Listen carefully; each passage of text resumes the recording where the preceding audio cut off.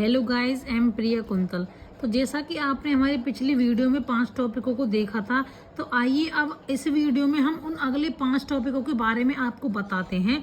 तो हमारा चैप्टर का नाम है इलेक्ट्रिक चार्जेस एंड फील्ड। तो आइए हम अब पढ़ते हैं इसके फर्स्ट टॉपिक के बारे में। तो इसका फर्स्ट टॉपिक है force is between multiple charges. तो when you have two charges, मान लीजिए अगर आपके पास 2 चार्जेस हैं, पॉजिटिव चार्ज है और दूसरा है नेगेटिव चार्ज, तो द फोर्स बिटवीन देम, तो उन जो दोनों के बीच का जो फोर्स है कैन बी अट्रैक्ट और रिपल्सिव, मतलब कि जो अट्रैक्ट करता है और उनको रिपेल करता है डिपेंडिंग ऑन देयर चार्जेस।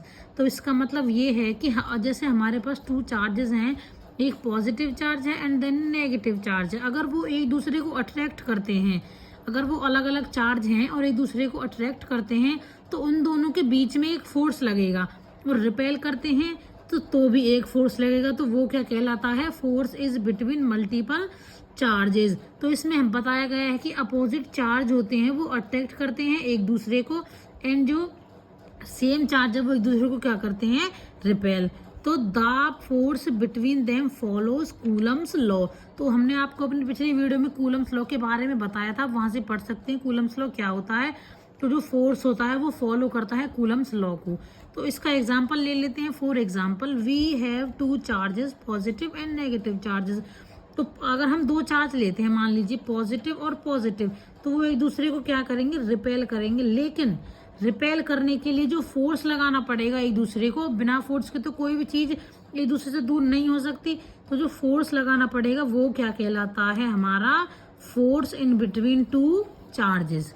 तो ऐसा ही सेम हम देख लेते हैं कि एक पॉजिटिव है और एक नेगेटिव है, अगर वो एक दूसरे को अट्रैक्ट करेंगे तो भी उन्हें फोर्स लगाना पड़ेगा, और वो इन दोनों के बीच का फोर्स क्या कहलाएगा? Force between 2 charges. तो इसका अब ये हो गया force in between multiple charges, positive and negative and positive. आज का हमारा दूसरा टॉपिक है इलेक्ट्रिक फील्ड। तो आइए पढ़ते हैं इलेक्ट्रिक फील्ड के बारे में। तो electric field is a area. Electric field क्या होता है? इलेक्ट्रिक फील्ड एक एरिया होता है अराउंड ए चार्ज्ड ऑब्जेक्ट, किसी भी चार्ज ऑब्जेक्ट के अराउंड, आसपास का जो एरिया होता है, where another object experience a force, जिसके आसपास कोई दूसरा ऑब्जेक्ट कोई फोर्स एक्सपीरियंस करता है, वो एरिया हमारा जो होता है वो क्या कहलाता है? हमारा इलेक्ट्रिक फील्ड। तो the electric field line show the direction and strength of force. तो जो इलेक्ट्रिक फील्ड होती है ना, वो हमारी शो करती है डायरेक्शन को और स्ट्रेंथ को, फोर्स की को। तो अब ये इलेक्ट्रिक फील्ड क्या हो गया? Electric field is a area. Electric field वो एरिया हो गया जिसके किसी भी चार्ज के आसपास, जहाँ पे कोई भी दूसरा चार्ज एक फोर्स को एक्सपीरियंस करता है। तो फॉर एग्जांपल, हमारे पास कोई चार्ज है, मान लीजिए हमारे पास एक पॉजिटिव चार्ज, तो उस पॉजिटिव चार्ज के आसपास हमें, जब हम कोई दूसरा चार्ज लेके आते हैं, हमने देखा था वो अट्रैक्ट भी करता है और रिपेल भी करता है। तो वो किसकी वजह से अट्रैक्ट और रिपेल करता है? उसके जो आसपास जो इलेक्ट्रिक फील्ड होती है, कुछ होता है आसपास कोई एरिया में जो इलेक्ट्रिक फील्ड होती है, तो तभी तो जब कोई वो इलेक्ट्रिक फील्ड होती है तभी तो दूसरा चार्ज जब रिपेल होता है या अट्रैक्ट होता है तो फोर्स एक्सपीरियंस करता है। किस वजह से? इलेक्ट्रिक फील्ड की वजह से। तो ये कहलाती है हमारी इलेक्ट्रिक फील्ड। तो आज का हमारा थर्ड टॉपिक है इलेक्ट्रिक फील्ड लाइंस। तो आइए इलेक्ट्रिक फील्ड लाइंस के बारे में जानते हैं। तो इलेक्ट्रिक फील्ड लाइंस क्या होती हैं? Electric field lines are the imaginary path. Electric field lines वो इमेजिनरी पाथ होते हैं that show the direction of a charge, जो किसी भी चार्ज की हमें क्या बताते हैं? डायरेक्शन बताते हैं। Would move if placed in the electric field, जब हम, जैसा कि हमने अपने पहले टॉप में पढ़ा था कि किसी चार्ज के आसपास क्या होती है? Electric field. तो जो इलेक्ट्रिक फील्ड होती है ना, तो उससे वो चार्ज है जो फोर्स एक्सपीरियंस करता है, जब हम उस चार्ज को मूव करते हैं तो वो हमें डायरेक्शन बताता है। किसकी डायरेक्शन बताता है? हमें इलेक्ट्रिक फील्ड की डायरेक्शन बताता है। तो इलेक्ट्रिक फील्ड लाइंस क्या होती हैं? वो इमेजिनरी लाइंस होती हैं जो हमें डायरेक्शन बताती हैं किसी भी पॉजिटिव चार्ज की, जब हम इलेक्ट्रिक फील्ड के आसपास उस चार्ज को क्या करते हैं? मूव। जो इलेक्ट्रिक फील्ड लाइंस होती हैं वो हमारी पॉजिटिव से शुरू होती हैं और नेगेटिव पे क्या हो जाती हैं, खत्म हो जाती हैं। तो the closer the line then stronger electric field. तो जितनी क्लोज हमारी इलेक्ट्रिक फील्ड की लाइंस होंगी ना, उतनी ही ज़्यादा क्लोज हमारी क्या होगी, उतनी ही ज़्यादा स्ट्रॉन्ग होगी हमारी इलेक्ट्रिक फील्ड। तो आज का हमारा फोर्थ टॉपिक है इलेक्ट्रिक फ्लक्स। तो आइए इलेक्ट्रिक फ्लक्स के बारे में जानते हैं। तो इलेक्ट्रिक फ्लक्स क्या होता है? Electric flux is a measure का मतलब तो आप जानते ही हैं, नापना। तो electric flux is a measure how much electric field passes through a surface. अब मान लीजिए कि कोई सरफेस है, अब कोई सरफेस है, जैसे ये कोई सरफेस मान लेते हैं हम, तो इलेक्ट्रिक फील्ड लाइंस इसके आसपास गुजर रही हैं। तो हमारा इलेक्ट्रिक फ्लक्स क्या होता है कि कितनी लाइनें, कितनी इलेक्ट्रिक फील्ड इस सरफेस के पास गुजरी है, इस सरफेस के आसपास गुजरी है, वो हमारा क्या कहलाता है, उसका मेजरमेंट हमारा इलेक्ट्रिक फ्लक्स कहलाता है। तो it depend on the orientation of surface and electric field strength. तो अब इस ऑब्जेक्ट में से जितनी लाइनें गुजर रही हैं वो किसके ऊपर डिपेंड होती है, इस सरफेस के ऊपर। मान लीजिए कोई बहुत हार्ड सरफेस होता है और थोड़ा सा सॉफ्ट भी होता है, तो जितनी भी लाइनें इस सरफेस में से गुजर रही हैं और इलेक्ट्रिक फील्ड की स्ट्रेंथ कितनी है, इसके ऊपर क्या होता है, ये डिपेंड होता है। तो बेसिकली इलेक्ट्रिक फ्लक्स क्या होता है? इलेक्ट्रिक फ्लक्स वो मेजरमेंट होती है इलेक्ट्रिक फील्ड की, जब इलेक्ट्रिक फील्ड किसी सरफेस के आसपास गुजरती है, जितनी लाइनें गुजरी हैं, जितनी चीजें गुजरी हैं उस ऑब्जेक्ट के आसपास, तो वो हमारी क्या कहलाती है, उसकी मेजरमेंट हमारी इलेक्ट्रिक फ्लक्स। तो आज का हमारा 5वां टॉपिक है इलेक्ट्रिक डायपोल। तो आइए हम इलेक्ट्रिक डायपोल के बारे में आपको बताते हैं। तो इलेक्ट्रिक डायपोल क्या होता है? Electric charge means when we have a positive charge and a negative charge. हमारे पास दो चार्जेस मान लेते हैं, एक है पॉजिटिव चार्ज एंड एक है negative charge, close to each other, जो क्या है, एक दूसरे के आसपास रखे हुए हैं।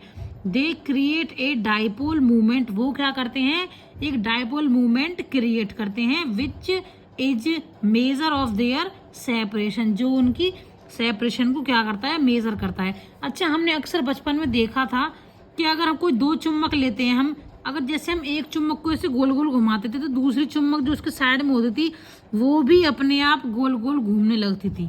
हमने ऐसा कॉइन के साथ भी किया होगा, हमने भी किया था, आपने भी किया होगा, देखा ही होगा अक्सर बचपन में। तो वो क्या कहलाता, तो जो वो मूवमेंट है, सेपरेशन हो रही है ना उस दूसरे ऑब्जेक्ट की, दूसरे उसकी पार्टिकल की, दूसरे चार्ज की, वो हमारी क्या कहलाती है, electric dipole. It's like having a pair of opposite magnets. तो ये क्या होगी, हमारी पेयर होगी अपोजिट मैग्नेट्स की। क्यों? अच्छा, वो क्यों घूमती हैं? वो एक दूसरे को अट्रैक्ट करती हैं, एक दूसरे के पास आती हैं, और जैसे ही हम उनको दूर ले जाते हैं तो वो भी उसके पीछे पीछे आने लगती है। तो ये हमारी क्या कहलाती है, इलेक्ट्रिक डायपोल। तो आज का हमारा छठा टॉपिक है गॉस लॉ। तो ये क्या होता है? तो गॉस लॉ होता है sorry the total electric flux. Electric flux तो आप सभी को पता ही है कि जो सरफेस में से आसपास जितनी लाइनें गुजरती हैं उसका जो मेजरमेंट होता है वो होता है electric flux. To the electric flux out of a closed surface, closed surface के बाहर जितना भी इलेक्ट्रिक फ्लक्स है इज इक्वल टू द, वो किसके बराबर होता है, charged enclosed divide by the permittivity. जो चार्ज है वो इनक्लोज्ड है, डिवाइड होते हैं किससे, बाय द परमिटिविटी से। तो गॉस लॉ का फॉर्मूला है हमारे पास ये,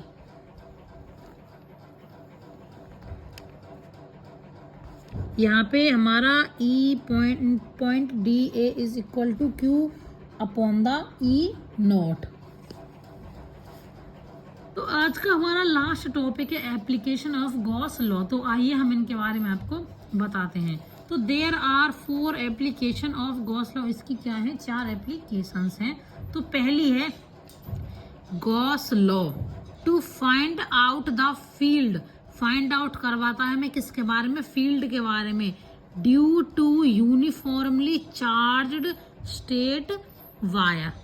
तो जो गॉस लॉ है वो हमें electric field, uniformly charge straight wire क्या होती है, मान लीजिए हमारे पास कोई वायर है और वो यूनिफॉर्मली क्या है, वो वायर हमारी है चार्ज्ड। तो उसके आसपास के जो इलेक्ट्रिक फील्ड होगी, तो इलेक्ट्रिक फील्ड के बारे में तो आप जानते हैं, किसी भी चार्ज के आसपास में जो फोर्स होता है वो इलेक्ट्रिक फील्ड होती है। तो अब इसमें गॉस लॉ हमें किसके बारे में फाइंड आउट करवा रहा है, यूनिफॉर्मली चार्ज्ड वायर के आसपास का जो इलेक्ट्रिक फील्ड है। तो हमारा दूसरा पॉइंट है ए uniformly charged infinite plate sheet. तो इनफाइनाइट प्लेट शीट ले लेते हैं, उससे जो इलेक्ट्रिक फील्ड फाइंड आउट करवाता है वैसे गॉस लॉ। तो उसमें हमने यूनिफॉर्मली चार्ज स्टेट वायर में इसकी इलेक्ट्रिक फील्ड फाइंड आउट करी थी। यहाँ पे हम uniformly charge infinite plate sheet में इसकी इलेक्ट्रिक फील्ड फाइंड आउट करेंगे। And third a uniformly charged thin, तो इसकी थर्ड थी uniformly charge thin spherical shell में हम इसकी इलेक्ट्रिक फील्ड फाइंड आउट करेंगे। And fourth is a law uniformly charged sphere. तो गॉस लॉ के जो एप्लीकेशंस हैं वो हमें 4 उसमें क्या करवाती है, इलेक्ट्रिक फील्ड को फाइंड आउट। तो गाइज हमारा जो फर्स्ट चैप्टर था वो हमारा कंप्लीट हो चुका है।